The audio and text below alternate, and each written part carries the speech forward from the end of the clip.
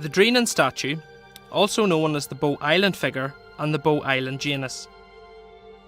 This well-known stone figure has been sitting in the rural graveyard at Caldragh in Dreenan on Boa Island since at least 1841, when it was drawn by the antiquarian George Du Noyer.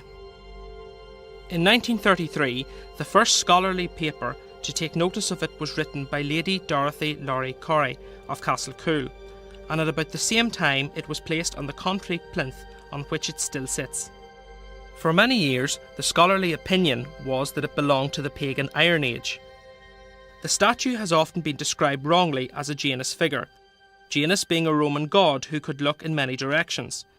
But this is not a figure with two faces, but two complete, more or less identical figures placed back to back. Until recently, the statue was missing its lower portion, and some of the pagan suggestions stemmed from the uncertainties caused by its incompleteness. Some years ago, a large boulder was uncovered.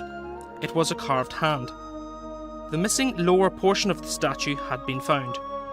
It can now be said that the two figures each has crossed arms ending in spidery hands held at their sides. Each appears to be wearing a full-length garment with a front seam and a wide belt.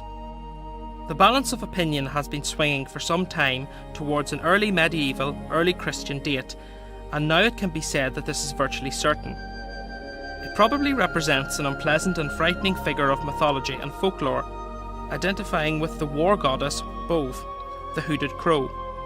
This view, based on the appearance of the figures, is given extra credibility by the fact that the name Boa Island comes from the Irish Inish Bova, Bove's Island.